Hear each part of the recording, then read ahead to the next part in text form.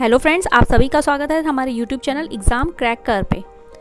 Friends, आज हम आपसे डिस्कस करने वाले हैं मैनेजमेंट प्रोग्राम का बहुत ही इम्पॉर्टेंट क्वेश्चन।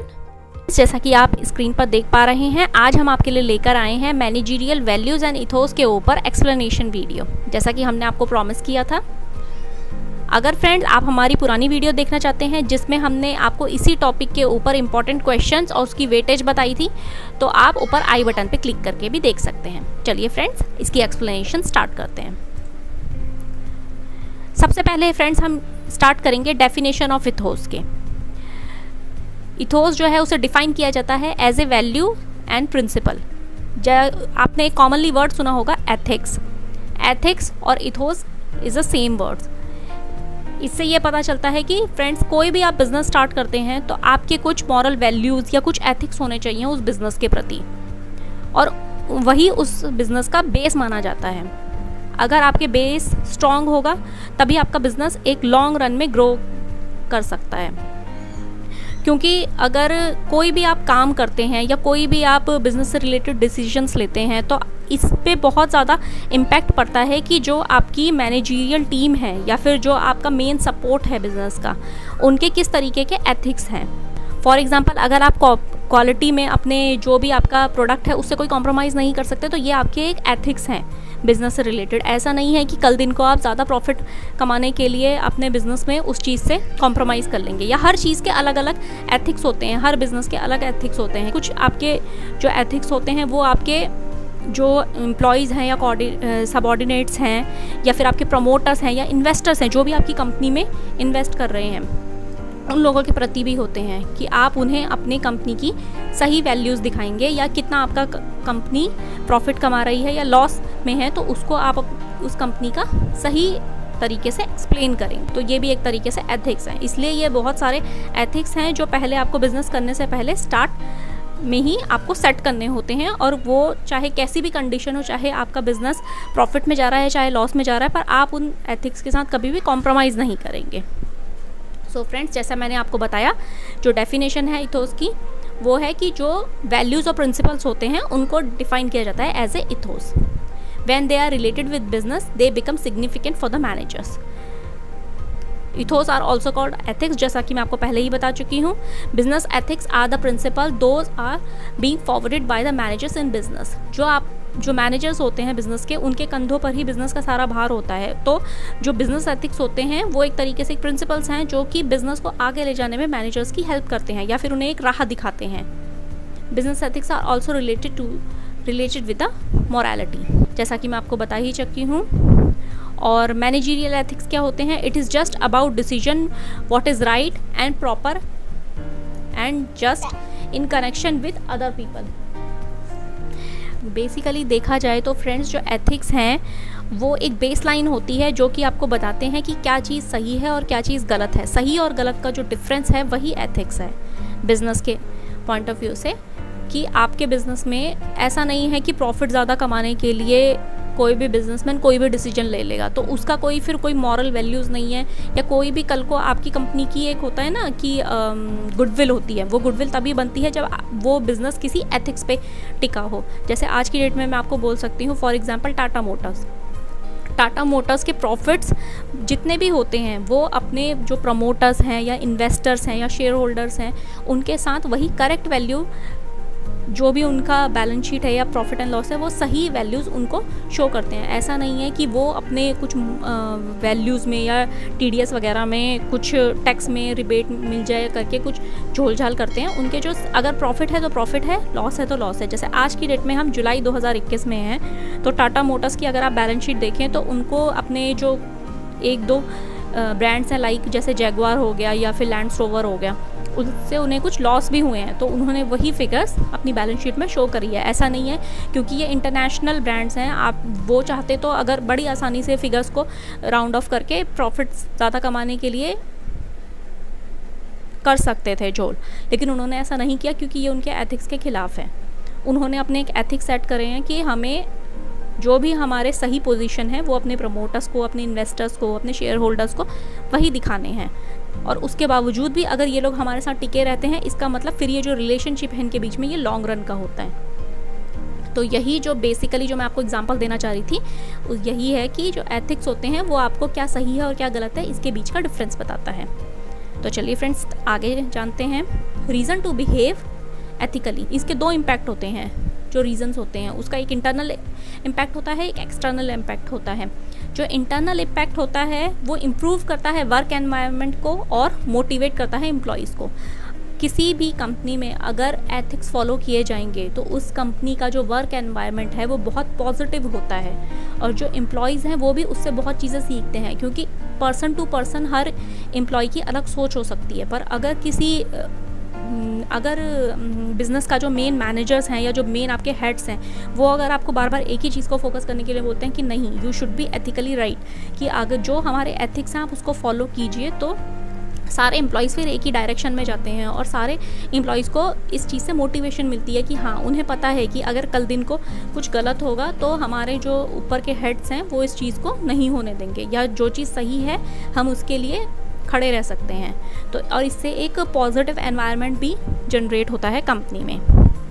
और इसका जो सेकंड इम्पैक्ट होता है वो होता है external. It improves the public image of the company. इससे कंपनी की इमेज जो पब्लिक में है वो बहुत पॉजिटिवली निखर कर आती है। जैसे मैंने आपको बताया है टाटा मोटर्स का, जैसा कि आप सभी जानते हैं कि टाटा मोटर्स के जो डायरेक्टर हैं या जो चेयरमैन हैं, जो टाटा मोटर्स के चेयरमैन हैं मिस्टर रतन टाटा, उनकी बहुत ही पॉजिटिव इमेज है पब्लिक में, क्योंकि एक तो वो डोनेट भी बहुत चीज़ें करते हैं एनजीओज़ में और अपनी इनकम का बहुत सारा पार्ट वो डोनेट कर देते हैं। चाहे तो उन्हीं चीज़ों को वो अपनी लेविश लाइफ के लिए भी लगा सकते हैं, पर वो उस चीज़ को डोनेट करते हैं, तो वो इस वजह से रहते हैं। दूसरा, वो कभी भी अपने एम्प्लॉयज़ के साथ कोई भी चीज़ ऐसा नहीं करते हैं कि जैसे कोविड में आप जानते हैं बहुत सारी कंपनीज़ ने, क्योंकि प्रॉफिट नहीं हो रहे थे इसलिए उन्होंने बहुत सारी कंपनीज़ ने अपने एम्प्लॉयज़ को जॉब से निकाल दिया था, पर टाटा मोटर्स ने ऐसा नहीं किया है। टाटा मोटर्स के जो चेयरमैन हैं उल्टा उन्होंने बहुत सारे एम्प्लॉयज़ के लिए पॉजिटिव जो कदम हैं वो उठाए हैं यहाँ पे, जैसा कि आप सभी ने न्यूज़पेपर्स में या फिर इंटरनेट के थ्रू हम लोग देखते ही रहते हैं। तो इससे कंपनी का एक पॉजिटिव इमेज बनता है। या फिर आप देख सकते हैं टाटा मोटर्स को एज ए वो है एक प्राइवेट, मतलब एक प्राइवेट कंपनी है वो, लेकिन उसे एज ए गवर्नमेंट कंपनी ही कहा जाता है प्राइवेट कंपनीज़ के बीच में, कि कभी भी चाहे वो सैलरी धीरे धीरे बढ़ाएंगे लेकिन वो अपने एम्प्लॉयज़ को कभी भी निकालेंगे नहीं जॉब से। तो वहाँ पे एक जॉब सिक्योरिटी है, और जहाँ पर जॉब सिक्योरिटी होती है वहाँ पर एम्प्लॉयज़ भी बहुत ही ज़्यादा पैशनेट होकर काम करते हैं, क्योंकि उन्हें पता होता है कि ये कंपनी हमारे अप्स एंड डाउन्स में हमेशा इस कंपनी ने हमारा साथ दिया है, तो इस कंपनी के भी अप्स एंड डाउन्स में हमेशा इस कंपनी का हमें पॉजिटिवली जितना भी हम 100% दे सकते हैं वो हमें देना चाहिए। तो ये रीज़न होता है कि हमेशा हमें बिहेव करना चाहिए एथिकली। एथिकल रिलेशनशिप होता क्या है? एथिकल रिलेशनशिप दो टाइप का होता है। जो मैनेजर होते हैं उनको अपने से जो ऊपर लोग हैं यानी जो ओनर्स हैं उनके साथ रिलेशनशिप होता है, और दूसरा जो मैनेजर्स होते हैं उनका जो उनके साथ के सबॉर्डिनेट हैं उनके साथ रिलेशनशिप होता है, और कलीग्स हैं उनके साथ रिलेशनशिप होता है। तो ये दोनों ही चीज़ें एथिकल होती हैं, मतलब कि सही होती हैं। तो इससे उनका और उनके बॉस के बीच में भी सही तालमेल बनता है, और वही चीज़ जो उन्हें अपने बॉस से मिली है वही चीज़ वो नीचे भी अपने सबॉर्डिनेट्स के साथ और कलीग्स के साथ भी सही से बिहेव करें, तभी ये वर्क एनवायरनमेंट पॉजिटिव बना रह सकता है। जो बेनिफिट्स होते हैं एथिक्स के वो क्या क्या होते हैं? अगर कोई भी कंपनी या कोई भी बिजनेसमैन या कोई भी व्यापार में हम एथिक्स फॉलो करते हैं तो सबसे पहले उससे हायर रेवेन्यू जनरेट होता है। रेवेन्यू तभी जनरेट होगा जब लोगों को उस पर भरोसा होगा, और अगर कंपनी कुछ एथिक्स को फॉलो करती है तो रेवेन्यू ज़रूर जनरेट होगा, क्योंकि कंपनी पर एक भरोसा बनता है। और ये भरोसा आप कह सकते हैं मॉनेटरी टर्म्स में हम खरीद नहीं सकते, ये एक टाइम के बाद कंपनी को बनाना पड़ता है और इसे मेंटेन करना बहुत ज़रूरी है। दूसरी चीज़ है इम्प्रूव्ड ब्रांड अवेयरनेस। जो ब्रांड है उसके प्रति लोगों की जो अवेयरनेस है वो इम्प्रूव होती है। तीसरा है न्यू सोर्सेज ऑफ फाइनेंस। इससे आपके फाइनेंस के न्यू सोर्सेज भी जनरेट होते हैं, क्योंकि आपकी कंपनी की एक पॉजिटिव इमेज है मार्केट में। तो अगर कहीं पर भी आप लोन लेने के लिए या फिर कभी भी आप कंपनी के लिए कोई भी मतलब मॉनेटरी टर्म्स में कहीं पर भी आप अप्लाई करते हैं तो आपकी कंपनी की एक पॉजिटिव इमेज है। इस वजह से कोई भी आपको, चाहे बैंक्स हों, चाहे नॉन बैंकिंग फाइनेंसिंग कॉर्पोरेशन हो, चाहे कोई भी हो, आपको ईजिली लोन्स प्रोवाइड कर देते हैं क्योंकि आपकी कंपनी की एक पॉजिटिव इमेज है, या फिर लोगों को या फिर मार्केट में जो भी बैठे हैं उनको आप पर भरोसा है कि नहीं, ये कंपनी एथिक्स को फॉलो करती है और जितना भी इन्होंने हमारे पास सिक्योरिटी मनी रखवाया है या फिर चीज़ें रखवाई हैं तो इनका एक पॉजिटिव इमेज है मार्केट में, और इस इमेज के भरोसे पर हम इन्हें लोन दे सकते हैं और उसी जो फाइनेंस का सोर्स है उससे आप अपने बिजनेस को आगे और बढ़ा सकते हैं। फोर्थ है motivated work environment.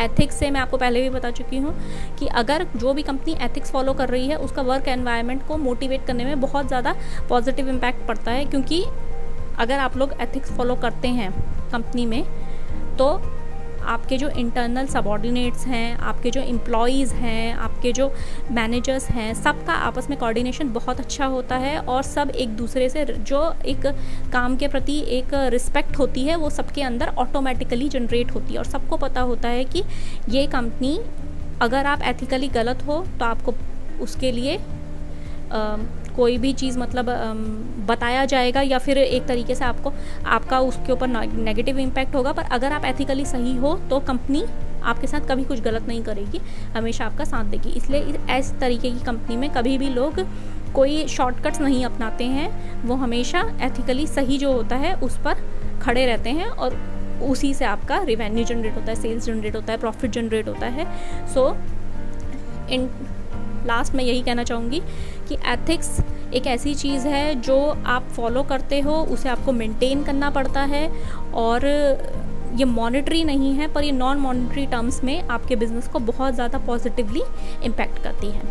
So friends, मेरी इस वीडियो से आप समझ ही गए होंगे कि हर कंपनी का एक एथिकल बैकग्राउंड होना बहुत ज़रूरी है, या कुछ एथिक्स को फॉलो करना हर कंपनी के लिए बहुत ही ज़्यादा ज़रूरी है, तभी वो लॉन्ग टर्म के लिए मार्केट में रह सकती है और अपनी एक ब्रांड वैल्यू बना सकती है, एक गुडविल बना सकती है। अगर फ्रेंड्स आप चाहते हैं हम आपके सब्जेक्ट से रिलेटेड या किसी भी सब्जेक्ट से रिलेटेड वीडियोस लेकर आएँ इन फ्यूचर, तो आप नीचे कमेंट बॉक्स में हमें उसके लिए रिक्वेस्ट भेज सकते हैं। इसी तरीके की इन्फॉर्मेटिव वीडियोस देखने के लिए हमारे चैनल को सब्सक्राइब करना ना भूलें और सबसे पहले नोटिफिकेशन पाने के लिए बेल आइकन को दबाना ना भूलें। Thank you, thanks for watching.